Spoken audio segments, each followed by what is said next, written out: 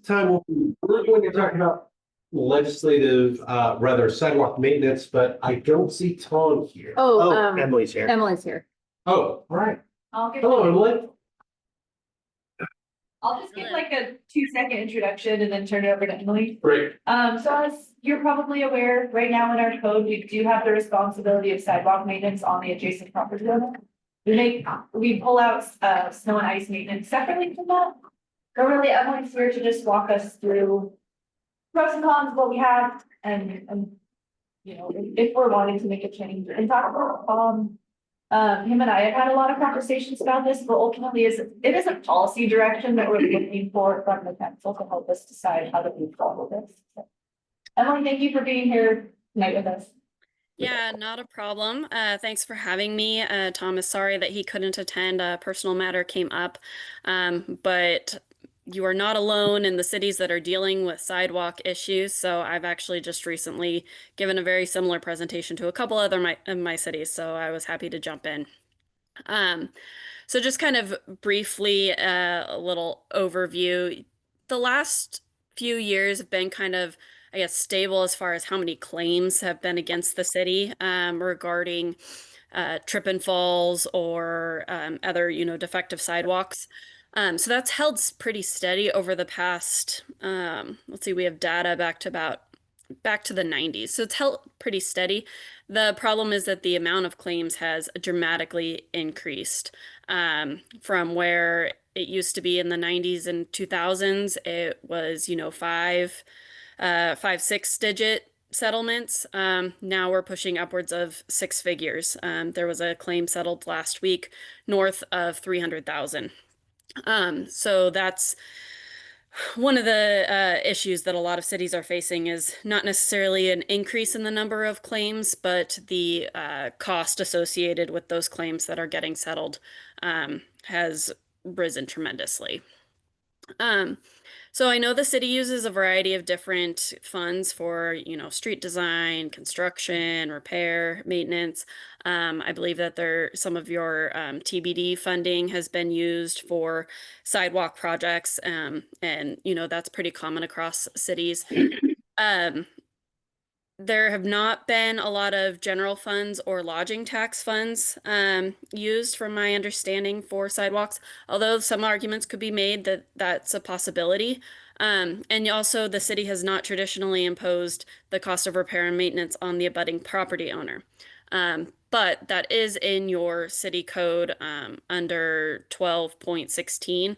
It is the responsibility of the abutting property owner to repair and maintain the sidewalk. Again, most cities have that type of code in their, or have that type of provision in their code. And that's a challenge for when it's going to get replaced. A lot of property owners don't necessarily realize that it is actually their responsibility for repair and maintenance. That cost can sometimes come as a real shock to citizens, and they're not able to kind of absorb those costs. And the problem with that also is that just because it's those abutting property owner's responsibility for repair and maintenance does not alleviate the city in potential claims. If there is a defective sidewalk or if there is an obstruction or something that the city knows about, then or should reasonably know about, the city's still going to be liable for that damage. So this is where a lot of the problems that and the tension is coming between a lot of cities is there's not enough funds to repair and maintain the sidewalks. You ask the property owners to do so. They also don't necessarily have the funds or even know how to get started on that process. And if someone then trips and falls, they're still going to be coming after the city because it's ultimately the city's responsibility for repair and maintenance. So this is established through Washington case law.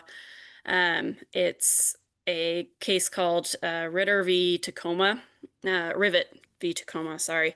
It's an ordinary care responsibility that cities have for maintaining sidewalks, and sorry, I'm jumping between screens here. And the jury instructions kind of illustrate what those responsibilities for a city are, that, you know, you have a duty to take reasonable steps to remove or correct hazardous conditions that make the sidewalk unsafe for ordinary travel, that you're liable if, even if it's not necessarily that the city was on notice, if there was a reasonable opportunity for the city to be on notice. So if it's an ongoing issue for a long period of time, even if nobody has actually made a report to the city can still be found liable, because ordinary care should have brought that defect into the city's knowledge. And again, this is a shared responsibility with the property owner, but that practically speaking does not often come to the property owner, and most of the time people are not necessarily interested in having the city go, and the councils aren't necessarily interested in going after their own citizens regarding this kind of tax, the sidewalk maintenance and repair. So those are kind of some of the issues with sidewalks generally. I know a lot of cities are dealing with this. Currently, City of Snohomish is working with some of their legislatures to explore some other options, such as making like a city utility, so sidewalk utility, so to operate in a similar fashion to water or sewer. And they're exploring potential avenues with that. And in fact, there are other cities that are interested in that as well. The city of Tacoma recently got a provision in the transportation budget that was passed about 2 weeks ago for a study for the Joint Transportation Committee to fund additional kind of research and test subjects for various cities on sidewalk funding options, because this is an issue across the state. So there are pieces in state law for varying funding mechanisms if you are moving away from requiring the abutting property owner for that repair and maintenance. But there are also restrictions within state law on what you can assess and to whom, without it being either a unlawful tax, or there's also a provision in state law regarding how much you can assess a property owner for the repair and maintenance. So there's a lot of kind of hangups for cities on how to deal with sidewalks, and there are some options that are being explored at the state level. But as I said, ultimately right now it lands with the city for exercising ordinary care to make sure that the sidewalks are in good condition. You guys have the added challenge of your kind of old Bavarian world theme, where you've got some of the cobblestone sidewalks, and to fit with that, which can potentially create some additional problems related to the sidewalk maintenance. In addition to just your location in the mountains, the more often freezing and thawing that you get throughout the winter that can cause some of those issues. So as Andy said, you know, aside from just the weather issues, you know, removal of snow and ice, you guys probably have a higher turnover of sidewalk maintenance than a lot of our other cities, just because of that weather factor. And it does come down to the city's responsibility. So I don't know if Andy or Selby have additional comments. I'm happy to answer more questions. I have done a lot of research on sidewalks also, and I have some of Tom's materials, so happy to answer questions and kind of help facilitate. But this is, as Andy said, ultimately a kind of a council discussion on policy of how you want to pursue funding of sidewalk issues. Emily, I had a question. Just how does it come to be that, and it's going to help me kind of figure this out. So the city, there's a right of way, and the city puts the sidewalk in, builds the sidewalk, and then a budding property owner gets stuck with the cost of maintenance. How did that come about? How did they decide that the adjacent property owners were ever responsible for something like that? It still doesn't make sense to me. The property owner pays for the sidewalk. Because of the city's You develop you have to pay for the sidewalk. You pay for it, then hence you inherit the maintenance. Yeah, and also most property, not, this isn't universal, but most property in Washington state, cities do not actually own the right of way. You have an easement on the right of way. The property owner owns to the center line of the right of way. They own the underlying ground. The city has an easement right of way over top. So if there was ever if the city were to vacate that right of way, for whatever reason, it would revert back to the original property owner, and whatever improvements there actually go back to them. The vast majority of right-of-way in the state of Washington is simply an easement that the government entity holds, not fee ownership. So that's why in state law, we can assess the costs against the abutting property owner, because they are actually the property owner of the underlying property. Okay. The other question I had, I don't, anybody can answer it, where are the majority of these accidents happening? Are they happening downtown, or are they happening in the residence sidewalks that are not doing so great? Do we know where that's the location of these suits, or? I did look over the list. I think there's definitely one, maybe two that are residential related. All the rest were downtown Okay, and visitors. right, that's what I was Almost assuming, was every mostly, claimant is a visitor. okay. Yes. So we're not getting a lot of suits for locals, are we? No, No. I didn't think no, so. we get other claims from Right, our yeah. locals. So a water main break, a sewer main break in the downtown, a business owner is affected, they will definitely sue the city. That also happens in the residential. Right, We had a sidewalk, we were clearing a sidewalk and we tore up somebody's yard, we got a claim for that, those are sort of residential claims we get. okay, but the fall down, whatever claim they make, is probably almost 100% tourists that are Yeah. slipping on ice or Yeah, whatever. there's been one big one I can recall in the past that was a local work. They were working at World Mark and they stepped on a meter box. It was very old and it broke through. That claim was split between the city and them because although we have duty of care, that person walked over that meter box every day. And they told us, I walk over it every day. So there was some contributing Awareness factors that they needed to be aware too. Yeah, This big one that she mentioned, the $300,000+ one, that one is definitely a visitor.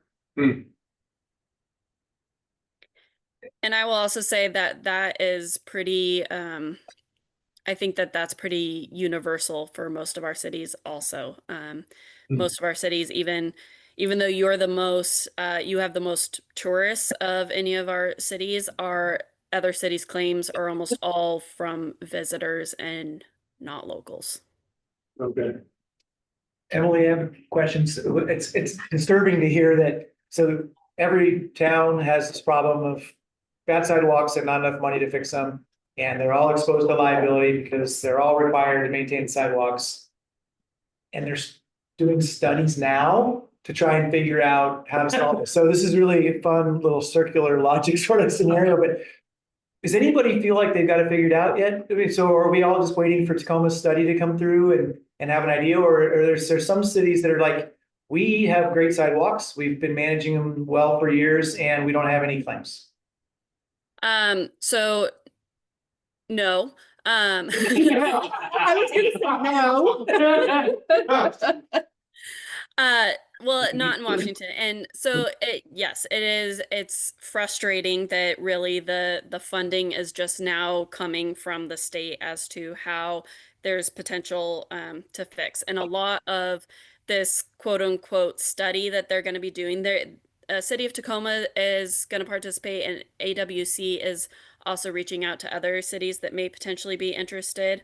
I don't know how many are going to be potentially part of that, because there may be some sort of pilot program involved in that. Like I said, this is all very new, so that stuff's just kind of circulating at the moment.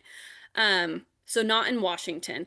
And a lot of this study and research that they kind of are working for are actually things that my firm has just completed for the city of Snohomish. We've been researching this sidewalk issue for well over a year now. And so I have some additional materials I can certainly send you all on kind of the analysis of state law. The problem is that there are some pieces in state law that allow for some potential options to help with at least a funding source for cities. There are a couple of cities in other states. City of Denver and City of Syracuse are cities that I have talked to, along with some members of Snohomish staff, regarding their programs, because they have kind of a utility-like program that they do, set up certain assessments based on square footage and frontage. We have restrictions in state law right now that do not allow us to be able to implement those kinds of programs and that kind of funding. So that's what we've done so far, is gone through all of state law and identify what state law provisions we need amended in order for cities to be able to access these potential other creative ways of raising money for sidewalk issues. Because, as you said, this is an exactly circular issue, and every city is dealing with it. Andy, I have a question for you. This year, didn't we hire out a contractor? Was that just to analyze ADA compliant sidewalks? It is, part of the scope of work that they're doing there is looking at our existing sidewalks though, and identifying some of the larger issues there. Okay, so all sidewalks, commercial and residential? I'd have to look at what the specific Okay. scope is. I don't remember off the top of my head. But that is something that they're looking at, is some Okay. of these locations for trip and fall types, Okay, which gotcha. generally are based around the law. I guess I'm not familiar, like what, like I know that like I'll walk down sidewalks and see like, weeds all over the place on sidewalks, like that obviously isn't up to code, right? Like having. It's like, the ones that have the overgrown big, weeds. the big shifts that are like 6-inch shifts in them, I think are the biggest problem, right? Different. Weeds.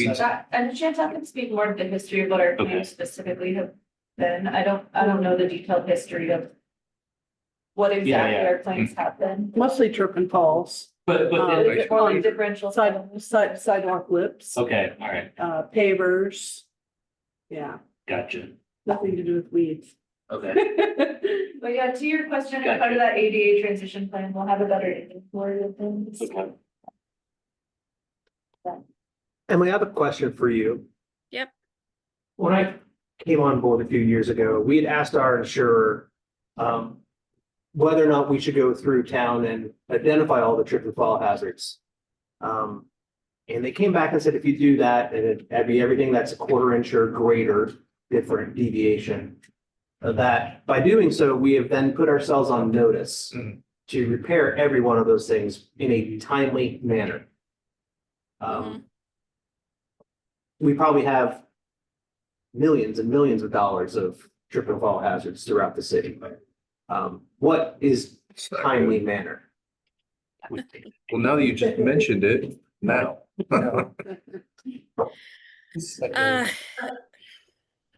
Timely manner is No. it's so fact specific. And again, for the same reason that, even if you don't identify all of your trip and fall hazards, the fact that we know that there are some out there, there could be facts that suggest, we haven't done our reasonable diligence in identifying those ones. And so we should, they're going to presume that we were on notice, and that's when we are held liable. Timely, that's really that's an almost impossible question to ask because of the varying factors, especially related to funding that goes into it. When you have that much identified and known, the courts are going to look at, well, what effort are you putting in finding funding? How much are you setting aside for funding? Like I can say for Snohomish, they did their ADA transition plan. So they've already gone through and identified all of the, not only, there aren't sidewalks in certain areas, but the defective sidewalks that don't meet ADA code and therefore are also potentially trip hazards for varying reasons. And at their current kind of budget allocation, it would take them 80 years to fix all of their sidewalks. So that's where it started, the process of trying to find other funding mechanisms. Because as you're right, there are millions of dollars just to fix sidewalks. And then by the time you get done with it all, you're probably going to have to go and start repairing the first ones that you did anyway, just because you've got weather. So that's really why cities are in such a bind right now is there aren't a lot of, and why the amount of claims have skyrocketed, why insurers are settling them for so much now, because you look at these facts and conditions and just the cost of everything. It's still cheaper for them to settle in six figures than it is to try and argue all of these nuanced facts to a judge. So yeah, it's just because it's so fact specific, it's so much more expensive to try and figure out, who's liable for what. Washington State also has what's called joint and several liability. So even if, they say somebody planted a tree right next to the sidewalk and the roots went underneath and popped up the sidewalk 6 inches, and there's, evidence that the city knew or should have known about this defective sidewalk. They can't, you go through a whole trial, they find that the property owner is 90% liable because they're the ones that planted the tree and didn't do that, but the city was on notice and you have a reasonable duty of care. So you're only 10% liable. Under Washington state law, the plaintiffs can still come after the city for the entire 100% damages. So that's the bind that cities get in. Thank you. I have two thoughts on this. One is, we've got a code that says that the adjacent property owner is responsible for it. Yeah, and it sounds like not only us, but other cities, municipalities are comfortable with going after the adjacent property owners for it. So why do we have a code that nobody wants to enforce? It seems like it's silly. And we should do something to change it, make it something that actually is functional, right? And then the other thing, I feel like, I hate that the motivation behind this and all the discussion is about litigation and the cost of litigation. Really, I feel like we should be talking about how do we provide an environment that we want for our citizens, right? And our guests. So we have to obviously consider the litigation. But really what I think we should as a council is look at what do we want our streets to look like? And we are addressing that long-term planning, but do we want beautiful sidewalks that are functional on every street, both sides of the street, and we want it consistent throughout the city? And if that's what we want, are we going to budget for it? Right? Regardless of litigation. That was a statement. I don't know what we can do with that. I just don't like to be driven by fear of litigation. I'd like to, we should consider really more process to get to a better spot, Well, I kind of like that approach, Mike. I was just gonna say, so what about lodging tax here? That's what I was gonna say. It's like 100% or whatever, yeah, 100% is caused by tourist industry. Can we have a utility somehow that, like for these other cities, that we tap into this, a percentage that we pull off to the side and just say, okay, this is sidewalk repair? Seems there should be some way we could use that money for keeping tourists safe. And the residents safe, but. And we will use lodging tax when we finish our plan and we're ready to do the street and the sidewalk. Yeah, it's a full redesign. So I guess the question for me It's gonna is, be a I mean, multi-million I dollar know, project right. down there, and cash on hand isn't gonna cover this project. We are definitely gonna be looking at bonding Right. and borrowing and doing whatever we can to bring this back up. Right, but I think we're still gonna have issues with tourists down there, no matter how nice it is. Always, yeah. So I think, maybe we should explore something with lodging tax,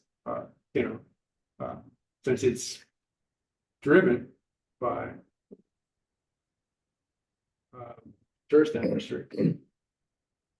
We're talking about lodging tax because we're talking about downtown because that's where the majority of the claims are coming from. Right. But Right. Right, if Right, we're yeah, talking about our city. the, right. it's different. It's two different How do you things, do the yeah. residential? Right. They're going up. They're listening to music on Ski Hill and they're parking up Ski Hill and they're giving me, they're parking all around. I mean, we could, it's Yeah. conceivable, right? We're all holistic tourist town. We Right, got the so- playground equipment, they're pushing out into Right. sidewalk. I mean, I think it's a fair ask. If you don't, excuse me, a couple of questions. If you don't have a sidewalk like on where Osborne is and not Center Street, but I can't remember the name of the next one up. What is it? Orchard? Yeah, it is Orchard. There's no sidewalk or anything along Orchard. So if somebody just falls down on, walking on the dirt, is that the same thing as bad sidewalk? No.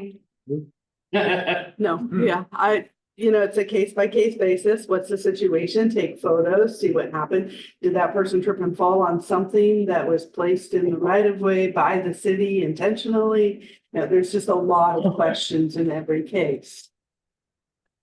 Well, I wanted to add too, because I am touring now in my walker. And so I'm supposed to go according to my PT so far every day and all this stuff. So just trying to go down the sidewalk with a walker is life and death. And so I don't know what we're doing. I mean, can we flip that in there and fix the sidewalks there? Or because we're not sure what's happening with Osborne, that we can't do anything? So creating a sidewalk where there's not a sidewalk. No, whatever happens to the Osborne isn't gonna touch the sidewalk. Well, I think Okay. what she's asking is, how the sidewalk is extremely deteriorated. It's We bad. purchased it that way. Yeah. Yeah, Um, it did. Really Yeah. bad. But we would own the sidewalk even when the school owned the building. It was still been the city sidewalk. It was, okay. Oh, I- So is there a list of priorities? Oh, I get what you're asking. We don't Yeah. currently have that drafted right now. like Okay, Prioritization, but that will be something that'll come out of that ADA transition plan, like Shane mentioned that our juries were that for. okay. Because due to the park being there now, the park equipment, there's a lots, I can't believe the amount of tourists that come over there and regulars all the time. And so that whole sidewalk along there is nasty and the one going down. And people park down there to come up, to walk when they can't find a parking space. And is that ADA one on the corner of Central and Birch? Is that done? Central Birch. That's right in front of my house, corner of but it's Osborne. right there on the corner. ADA? Yeah, there's one of those yellow ramps with the bumps in it. The bumps. Yeah, I'm sorry, what's your question? Is If that- it's done? Is that on schedule to be fixed or is Probably to be it? replaced to the ADA? Yeah, Probably the ADA inventory plan that's happening. Yeah. Yeah, it's not currently scheduled, it's not part of a current project, if that's your question. okay. So that again, it's a senior in a walker. Yeah. He, Yeah, and down there and everything is all cattywampus as I see it. That's Yeah. all. I just wondered. understood. Yeah, thank you. Okay, thanks. I think the general point of this discussion too, right, is because right now it's on the adjacent property owner. So once we've established, let's change that, let's make the city responsible for it, then it becomes put on a plan and we really start going after it, right? That helps facilitate, okay, well, now it's kind of on us, like, we need to start bringing our attention to it. Is that, Yeah, and I This think policy the change? driver behind this is, we have had notice come in of specific locations. And really in talking with Tom, I felt like I was stuck in a position where I didn't have a path forward. So right now, because it's put on the adjacent property owner. That's not something we've historically done. So I wanted to know if that's the council direction, if you want me to put adjacent property owners on notice. But and that's the actually path move forward right now, right? That's, when you get those, you should be going to the adjacent property owner, right? It is, but it's never historically been done that way. We don't have like a formal policy and procedure for how we approach that, what the timeline is. What we do if they don't address it, if there's fees, we don't have that I detail. see. So it's either, and I'm putting this probably in way too simple of terms, but it's either pursue adjacent property owners and I come up with a policy and procedure for how to do so, following code as the basis, but actually draft what our plan is. Or we look at the code and see if holistically we want to change this process and put the responsibility on the city. That's kind of the driver behind. So nobody was here, this is not a new code that anybody's been around, and this city council, this is probably the sixties, seventies. You just put 21. 21, thank you, okay, so, Yeah, yeah, that, lead with that, then it's like, okay. You're right, there was just no follow through, I understand now that there's no, I get it, because it's simply, But our code is fairly standard in most cities. So it's not, even though it was 1921, it's still valid today. I understand that, but there's probably some policy that their cities have said, okay, well, here's the process, here's the enforcement. We just didn't ever do that since 1921. When you're looking at your two paths that you are offering, personally, I would, especially when it comes to our residential customers, I would veer towards the latter, where we look at our policy and revise a bit. Yeah. If we're looking at separate bucket when it comes to risk stratification, especially when it comes to our downtown, I think that's a separate discussion. I mean, you know, when Chantel, when you were saying, well, it's all part of our downtown revitalization and, you know, that's all. Okay, so what's our timeline now on that again? Like, what are we looking at that? And are we fine with that risk until that's done? Or do we look at funding mechanisms, AKA lodging tax, to try to patch over some of the most problematic spots until that holistic refresh is done? Well, the holistic refresh also, I just want to say, is only a couple of blocks. I mean, it's going from Gustav's to the Fest Hall and then a little bit down 8th, a little bit down 10th. It's not touching the entirety of downtown. so Clint, what I think I hear you saying is having separate conversations for residential versus commercial downtown commercial? Yes. Is that correct? Okay. Yeah. Yeah, having a separate conversation regarding residential and then, yeah, as far as downtown, if that is the main driver of risk, that's, you know, we're in risk of 6-figure settlements right now. What can we do to mitigate that risk on the short term until our big remodels? Yeah. And I will just ask Emily really fast, if we're specific on the sidewalk maintenance, if we have different code for residential versus commercial in the downtown, is there any risk from your perspective? I believe so. I would have to think through that a little bit more. We would need to look at how, because right now it's just the abutting property owner. So we'd have to go through a code amendment process. We would not be able to currently enforce that code against, you know, some property owners and not enforce it against others. And I think that's kind of what started this whole, you know, conversation is that's a lot of times the problem that cities have. We would probably need to explore a little bit more that kind of differing. My initial inclination, again, with some of the provisions in state law is that would potentially be problematic. As I said, there are, at least from my perspective and the research that we've done, there needs to be some changes in state law to help alleviate some of these issues, to be able to adequately both maintain sidewalks and fund them, because you know, as you guys have mentioned with the ADA transition plan, for the most part, if you don't have sidewalks, the city's not going to be held to the same liability. Of course, it's fact specific, as Chantel said, but it's not the same. However, you have to have sidewalks now in order to be compliant with the ADA. So that's where it's getting into some of those issues. We would need to look a little bit more at what type of enforcement it is that you're wanting to do. between those two. There may be a justification like under the lodging tax. You can use the lodging tax in kind of your downtown area. There may be a justification for a different type of enforcement related to the amount of use, but that's just kind of me thinking off the top of my head, and we would need to explore that a little bit more. Someone else, you brought up a point with the new ADA compliance.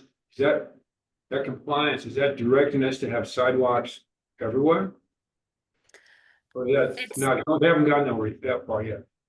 Yeah, it's so that is the ultimate goal of the ADA compliance, is that there would be accessibility everywhere. It's not mandated because that's just, financially not feasible for Yeah. everyone in the country.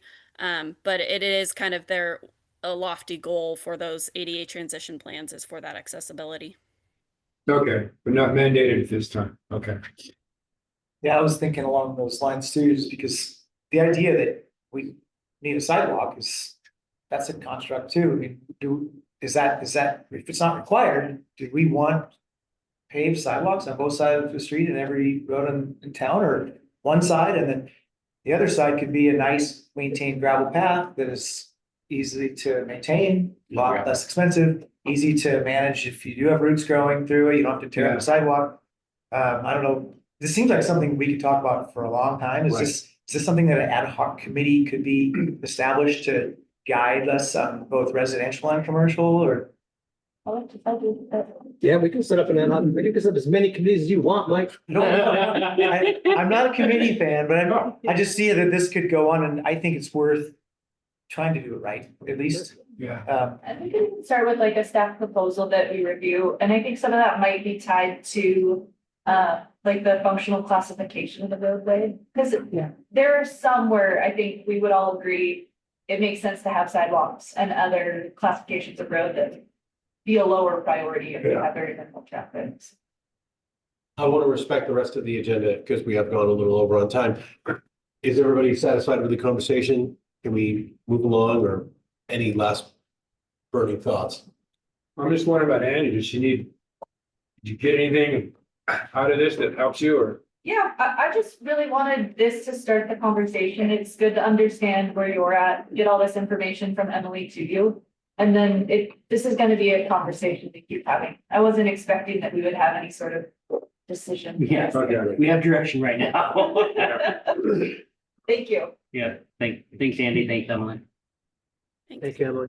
Thank you. Emily. Let's move to our conversation on legislative priorities for 2026. Normally, Carl would mention the emails that he's received from you regarding what you'd like to add or take off. I don't have that right now, so I'll just open up the floor if anybody has any burning thoughts about how or if they would like to amend this document. Okay, I wasn't listening. Legislative priorities, you want to change them? You mean the stuff that we sent to the legislature, to Washington, D.C., or to Seattle, wherever it goes? The listings in our packet regarding priorities that we want to work with legislators, the ones that are under tab D. Tab D. Let me see what I wrote. I was Good gonna with suggest sidewalk utility, changes, but it's in there already under supporting the AWC agenda. I don't see anything to change.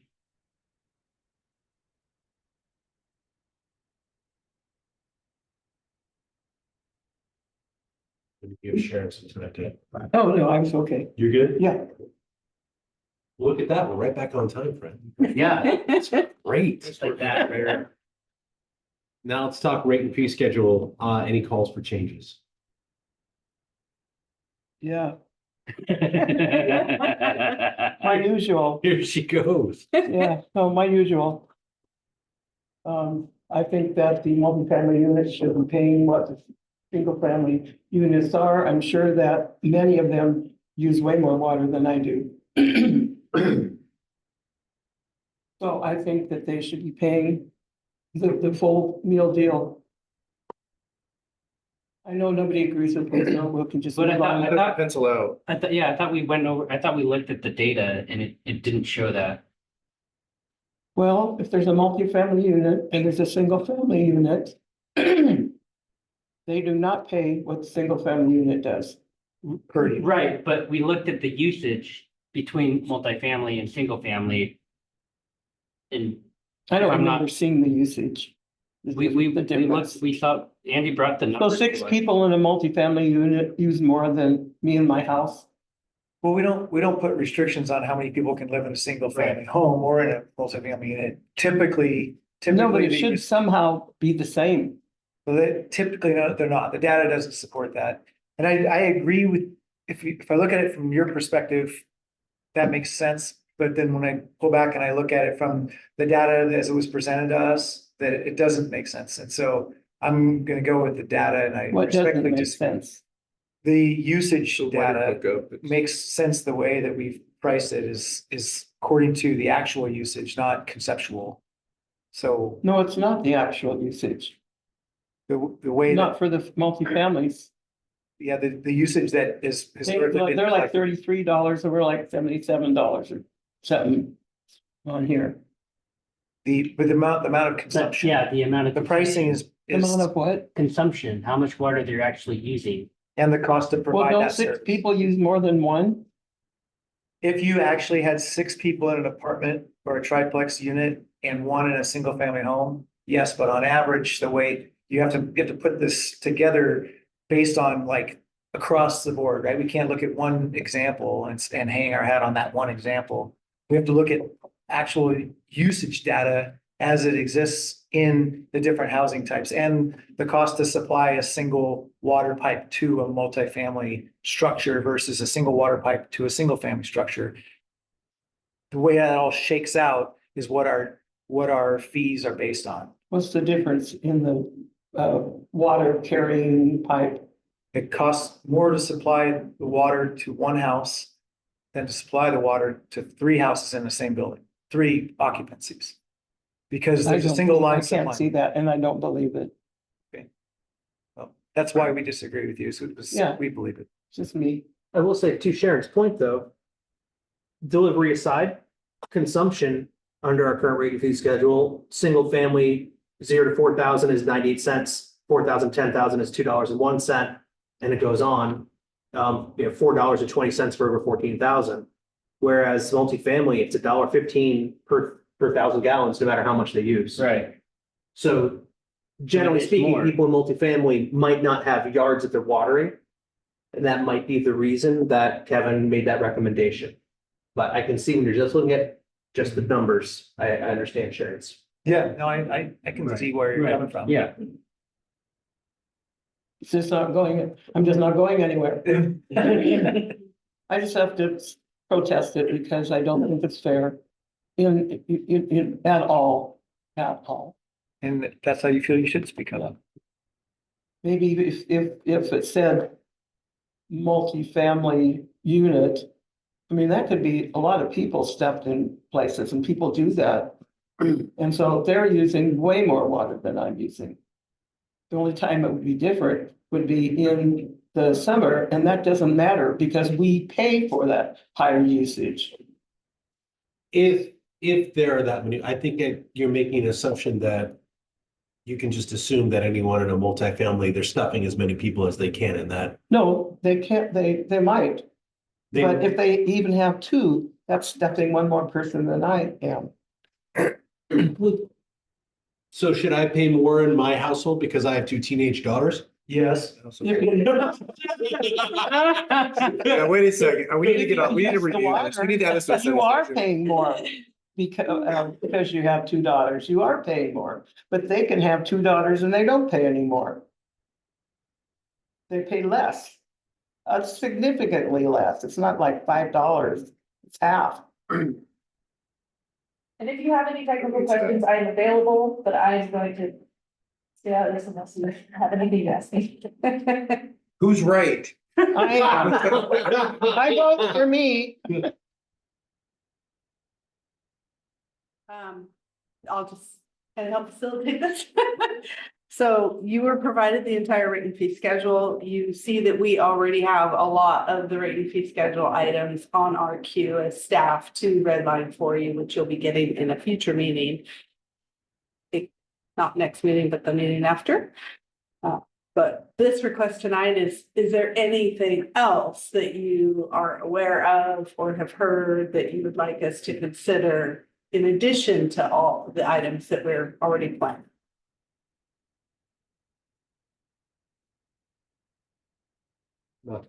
If you think of anything, please email any one of us.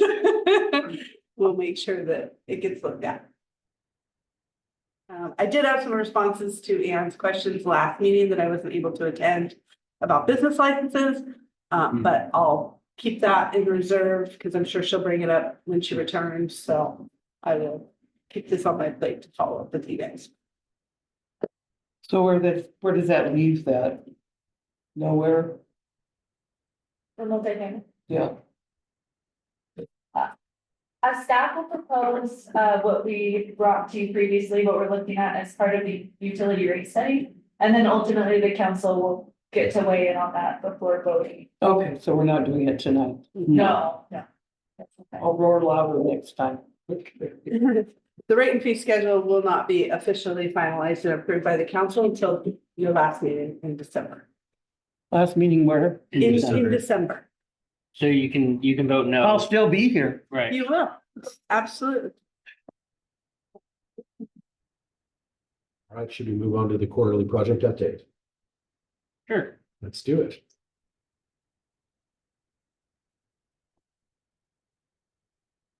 Staff is provided to review the 2025 project tracking document and the future council agenda item document. I have some questions. I don't have to go first, but I have some questions. Go ahead. You know, I can find it. Where is it? tab F. Tab F. Okay,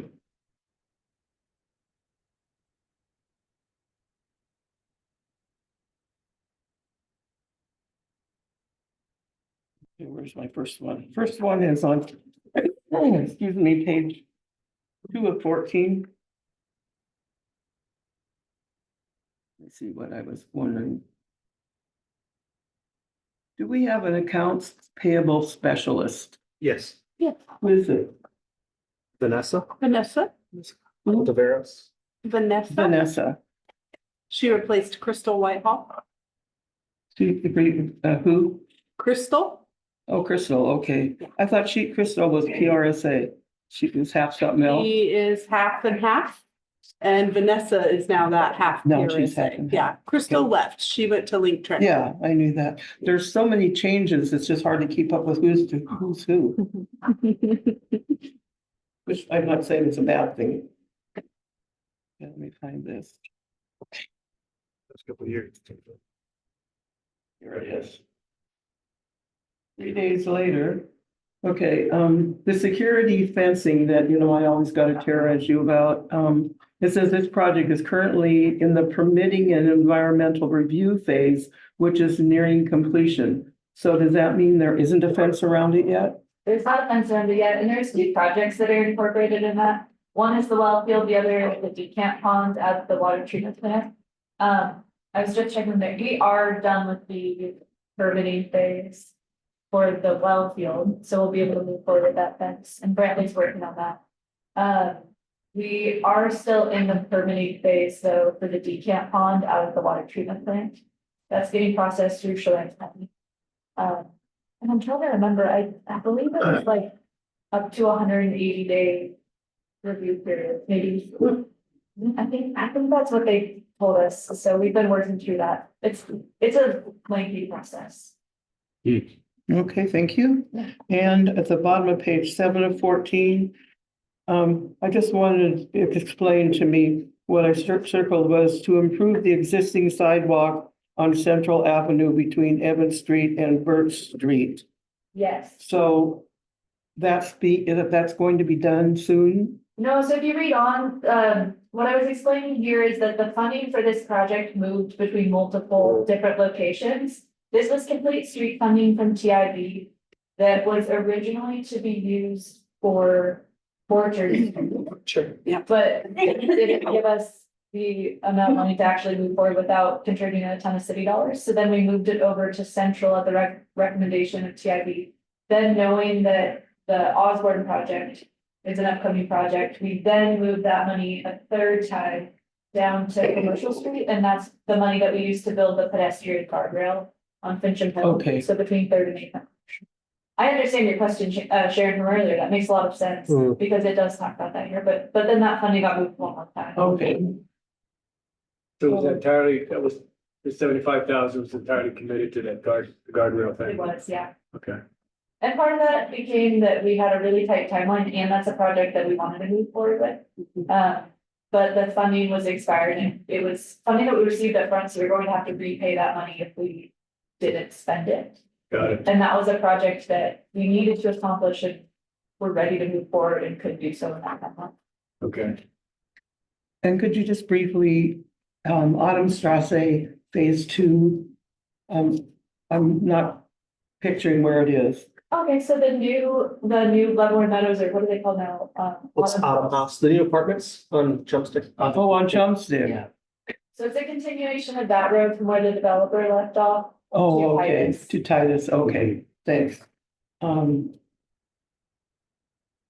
page 6 of 13, I think I should put my glasses on, sorry. Six. Take a long one, put on and just read it. Okay,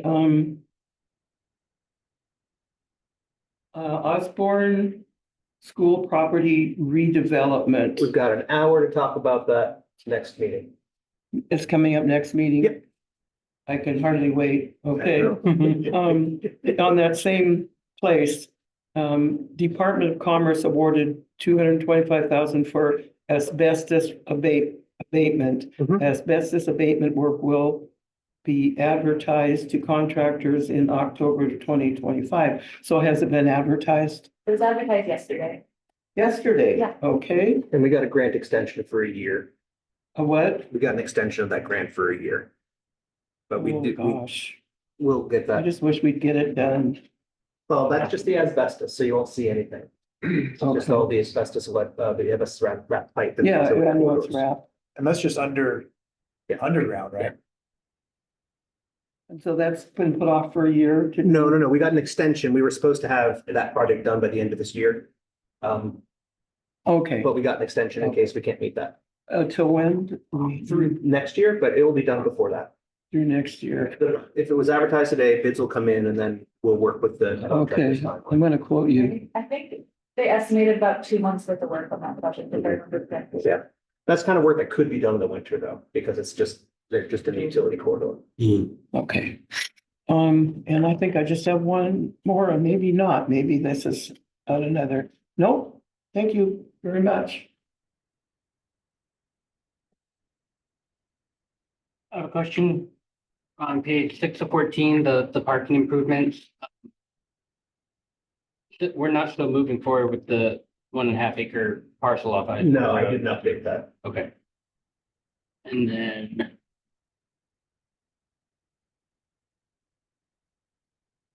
Can we add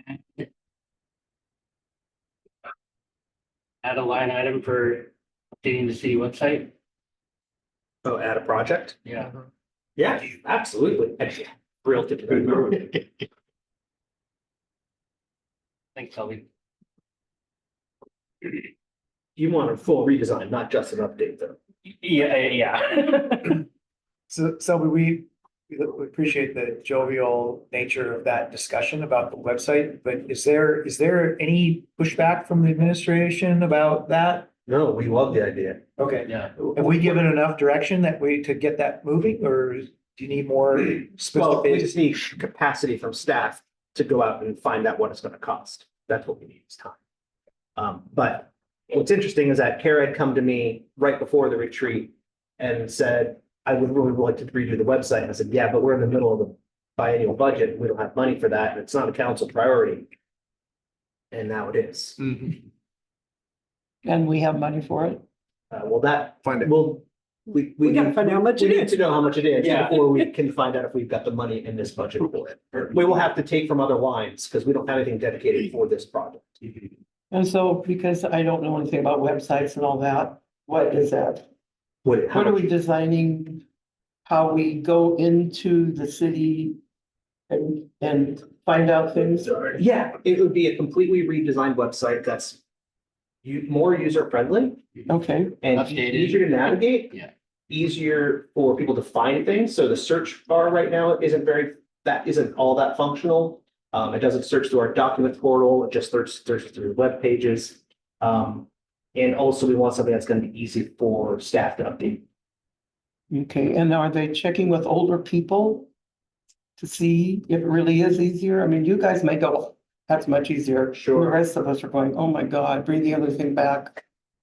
I'm sure that whatever we come up with. We'll have you will be tested. tested. I would do it.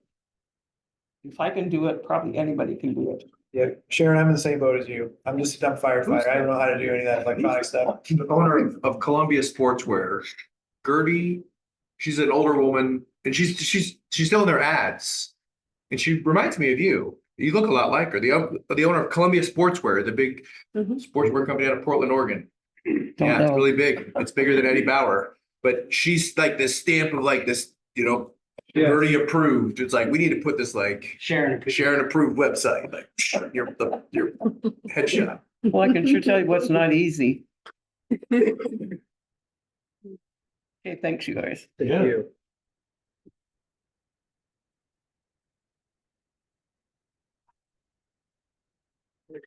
Anything we'd like to add, as far as future council agenda items, So Shane's got an idea. website notwithstanding? I don't, not yet. No, he doesn't. I will just say while you're thinking about this section, I am looking at kind of my planning into February at least. If you have any other items that you're interested in having me bring. I don't know if there's anything on your radar from Public Works, but I would love to do those this year or early January, so that when I'm on leave, Bradley doesn't have to worry about those kinds of things. So if you have anything else that you wanted to talk about Public Works wise, study session would be a great opportunity. Okay. Yeah, I've got a couple. Sidewalks is fine.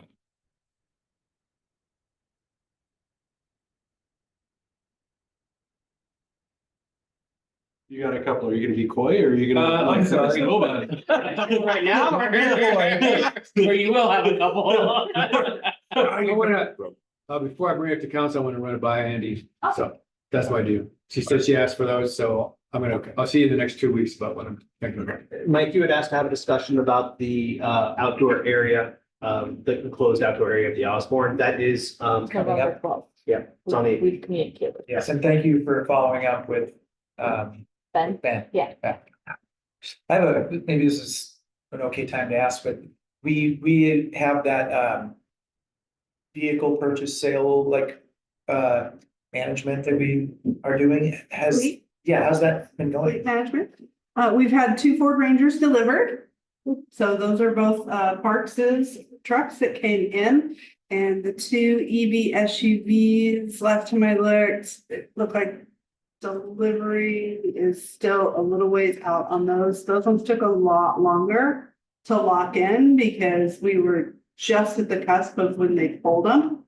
And then we had to wait for the new model years. So those ones probably, if we're lucky, by December. And then there was one other one, and it's a big truck for Rick. Utility crew truck. It can be delivered.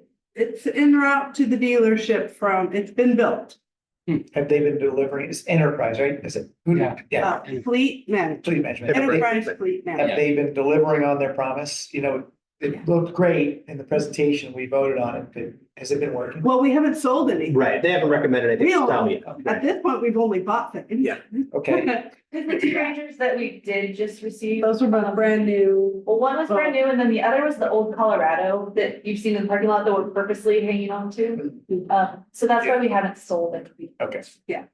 Yeah, and Rick's truck is also a brand new request, not a replacement.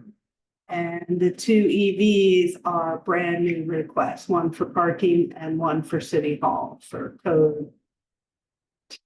Building department staff. So is this adding 2 or getting a new and getting rid of one?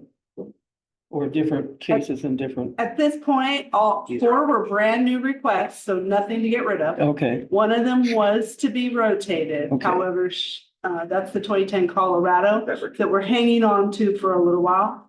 It's not worth a lot of money, and it's worth more for us to have an extra vehicle to run around in with Okay. staff at the moment. We do plan to dispose in the next year or two.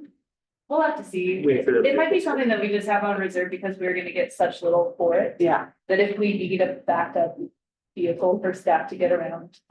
Yeah, but again, it's not something that we're spending much money in repair on. This is getting very little mileage, right? oh, it's got very low mileage. As long as it's not costing us Right. to maintain it. Yeah, when the mechanic says this does, the juice isn't worth squeeze anymore. I Then think it's- that's true. It's out. Andy, can you give us a status on the 2 dump trucks we ordered 4 years ago? This is, every time we talk about this, it's a nightmare. In talking with Rick last week, he was in touch with Viking City, who's one building out those vehicles.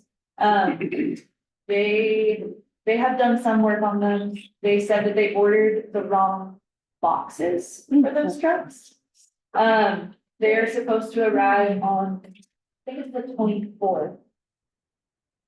No, it's the 21st. So a week from today, they're supposed to get the new correct boxes. okay, And then we have a follow-up call scheduled with them to get a timeline on that. Rick requested, well, I should say Rick demanded that they deliver those by the end of this month. And we'll check in with them after they get those boxes on the 1st.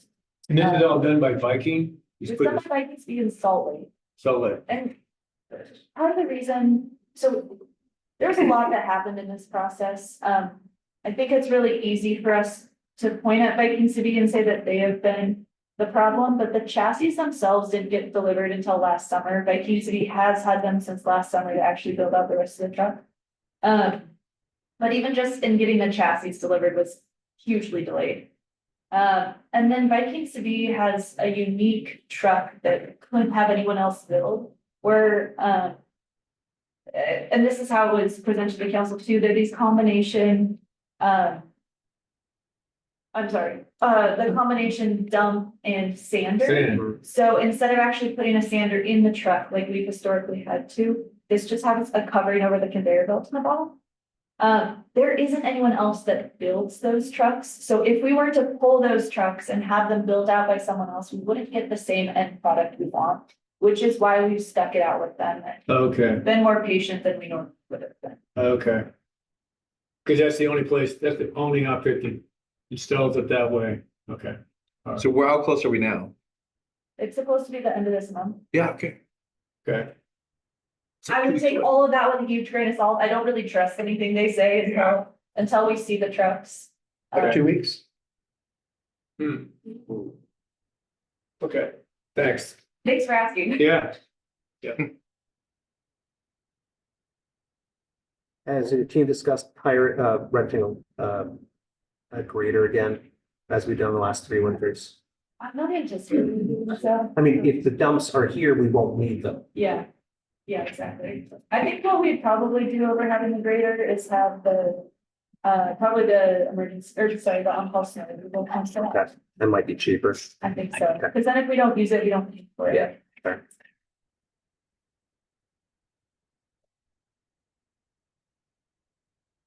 And with that. I will bring up, yeah, I guess now, as good as time as any, I would like to add a future, study session topic, regarding LNC 5.04.180 A and B, regarding, business license, issued in the city, I'd like to amend the code to remove that they comply with federal law so we can allow the sale of cannabis in city limits and collect excise tax to go back to city funds. Just somebody writing this down. What was the code provision again? It's LNC 5.04.180 subsections A and B. I just hear how we need money for the city, and I feel like the city's losing out on this excise tax that could be used. So what I heard is that you want to earmark any receipts from that if we make that change, that code change to the sidewalk fund. Sure, yeah. A portion of it could go to that. I mean, it could go to our discretion. Considering walking it down, yeah. And also maybe other places. Typically a general fund revenue Mhm. for most cities. Yeah, We did look at it when the laws were listening. Under Mayor Farber at the time. Not a lot of revenue, because we don't have a lot of shops, and you don't just get a taste of everything that's collected by the state, you only get a taste of what's generated out of your community.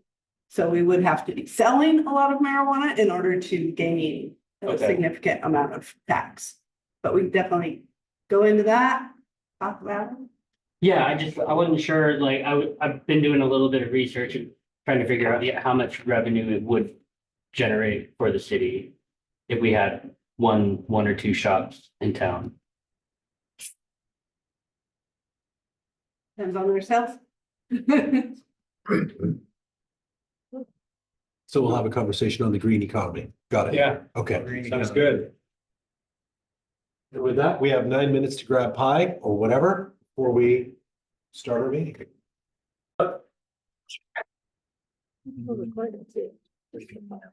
Sorry, didn't catch your name. What? Yeah, I did like 4. Hi, thank you. Come on up.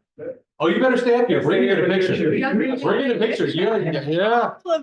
All of you.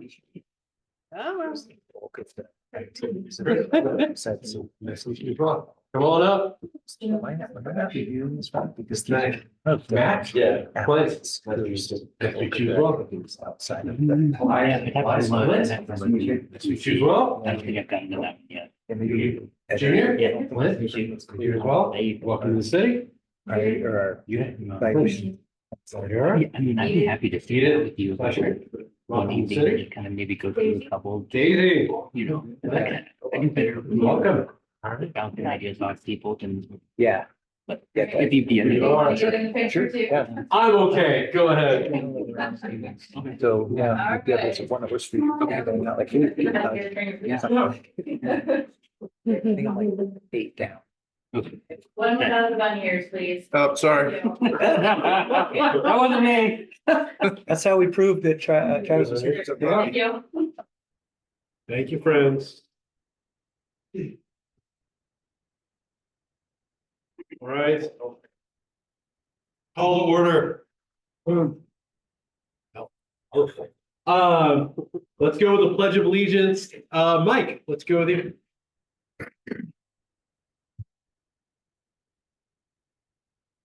Pledge allegiance to the flag of the United States of America and to the republic for which it stands, one nation, under God, indivisible, with liberty and justice for all. All right, let's go with the roll call. Sharon Waters. Zeke Reister, Shane Thayer. Travis McMaster. Mike Bedard. Good. I would entertain a motion to excuse Councilmember Hesberg from the October 14th, 2025 City Council meeting. So moved. Second. All right. Moved by Zeke, seconded by Shane. All those in favor, please raise your hand. Thank you. Do you not say your name during roll call? Aren't you still voting? Oh, yeah. Am I still voting? You are. I am? Okay, well, Identify yourself. Quinn Strand. There you go. Thank you very much. Clint, is it worth explaining to our guests, like, what's different about this meeting for Yeah. specifics? So usually, of course, we have our mayor and our city council members here. In the event that our mayor is absent, we have, it's called the mayor pro tempore, which is kind of like the mayor vice president. I mean, it's the person who is the mayor when the mayor's not here. She is out today as well. So now they go down the line and I'm the joker that's up here that's deciding that they've asked to preside as mayor for the meeting. Although in this case, I do get to vote. As you may know, mayors don't vote typically except for tiebreakers. In this case, I'll be able to vote. So that's what, So you will be the mayor doing the thing and then we all say yes and you say yes too? allegedly, yes, that's what I'm hearing. Yeah. I didn't know that. neither did I. We all learned something new today. Want to mention that there is a consent agenda amendment with the 2025 claims number that's been changed to $1,634,497.51. Chantel, if you want to provide any context to that? Yeah, Andy's review of one of the invoices that came across her desk, Viola, was found to be a duplicate. They had paid us also or we paid them, excuse me, via credit card, but under a different vendor name. But Eagle Eye caught it, so we're pulling that one and it's not going out the door as two. How much did you save the city? It was just over 4,000 for that one invoice. Can we give her a bonus, Christmas bonus? It was Amber, actually, Oh, okay. not me. I didn't get the credit, but it was. It is a company we will be using for ongoing filters at the wastewater treatment plant. So we are building a new relationship with this vendor and we will use them more in the future to buy these filters. Do you know why they have two different vendor names? I do not. Sorry, you need to prove on. I think it maybe had to do with the online purchase. I'm not really sure why that happened. But we did have receipts and basically, like Chantel said, if we had other credit card invoice, it showed up on the statement. And then they also invoiced us under their name of Veolia, whereas the other one was under the name of Kruger. They were out of the same state, had different addresses, but we did, I mean, we pay attention to that stuff and Amber put it together and realized, hey, yep, we already paid this. Can you confirm with them that it was the same invoice, just different vendor names? So they double charged you and they have two different company names out of state. I just feel like there's a lot of red flags and we're gonna use them again. They charged us in two different ways, so I wouldn't. Okay. It was explained. It seems like there's a lot Where? to unpack there. Yeah. Yeah, I think just to add a little bit more context to this, so Veolia is an equipment manufacturer that has, they manufacture the filters for our phosphorus system at the wastewater treatment plant. They are the supplier of the filters, like the replacement filters for their own system. We will continue purchasing through them. It's a proprietary system.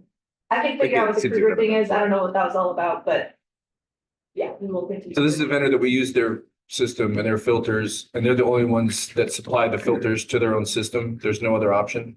That's a lot of the waste. I know, so I feel like another red flag. Layers of red flags, but it's your business. I know. In this world, I it's get it. actually really common. Sure, it's convenient too, right? It's great.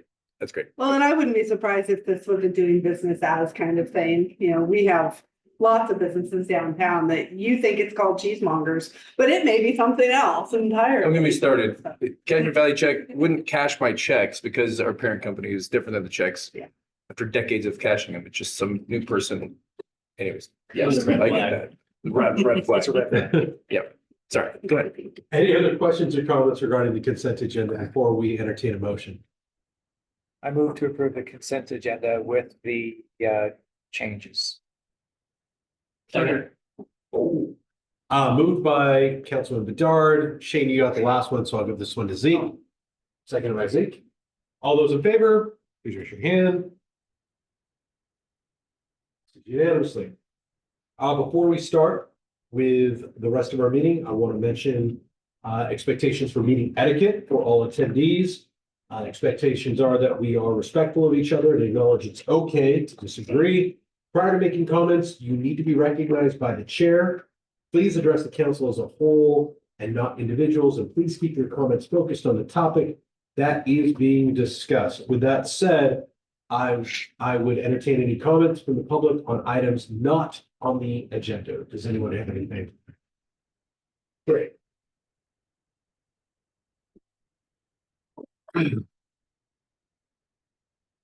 Ron Duncan, 24 Cascade Street.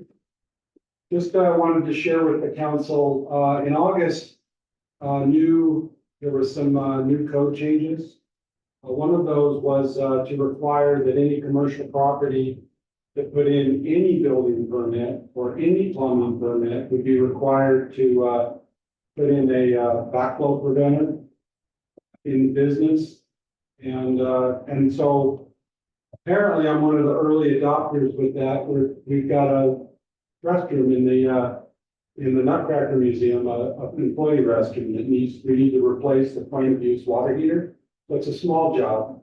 And it looks like the community development has been really responsive in laying out, what they understand the rules are right now.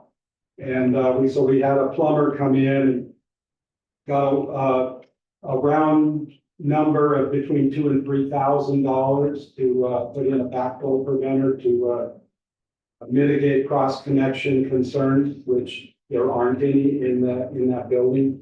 But we can't get any response from Public Works, no calls back. Can't get any information. So there's a lot to this. The city has to tell us what device is there, and then at the end of all of this exercise, if we can get to that point, we have to decide whether it's worthwhile change out a point of use water heater for that kind of money in addition to the cost of doing it. So there's a lot to this when public policy is made. And right now, seems to be no direction as to how to execute this. So even though community development has said it's okay, we can't go forward until we get Public Works involved and figure that out, and decide whether it's even possible to do. So it's policy that you guys make has real world consequences, and they come up pretty quickly. So I don't think that one was thought out real well. To add a $3,000 price to a small job is a rough go. I mean, it's a big remodel, I understand, but it's tough when it's any building permit, a railing modification. Now you're gonna do a $3,000 job, that's a lot. So just wanted to hold that out there. Ron, Thanks, Ron. was that museum or Nutcracker? The building, No, just the the building. building has both of them. Yes, the Nutcracker is the one that owns the building. Ron, it is on my list to call you back. The original phone call was from yesterday. So. I was gonna ask what the time frame was. It Yeah, was yesterday and today. That's reasonable. So I'm sorry I haven't returned your call, but it's on my list. Thank you. Moving to resolutions, ordinances, orders, and other business. Let's start with resolution 2025, adopting utility system development charges for the city's water, sanitary sewer, and storm sewer systems. I will turn this over to Andy. Yes, thank you. Yeah. The resolution before you tonight is a reflection of the last study session where we discussed this. So based off the feedback, we did implement 20% rate increases year over year. Followed by, sorry, I'm not looking at it right now, but followed by a It's a 25. 5%. Yes, thank you, Sophie. And then in here, I also detailed very specifically what the inflation adjustment is, just so it's clear both to council and to staff exactly where we're pulling those numbers from as we're looking at calculating those. And then here, if you have any questions.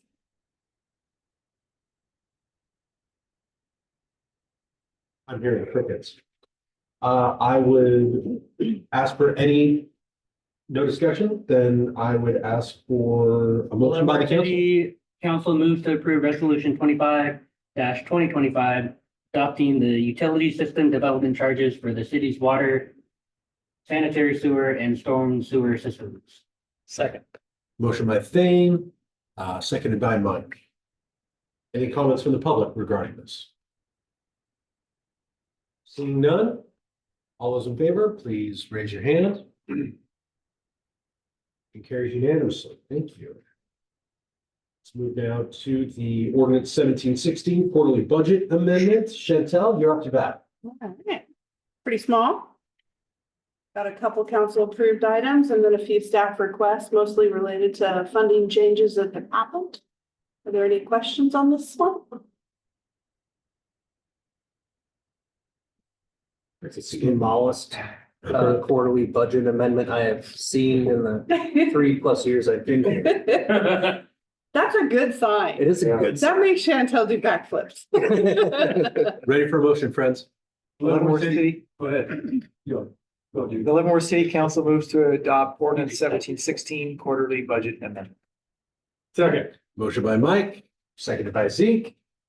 Any comments from the public regarding this? Very good. All those in favor, please raise their hand.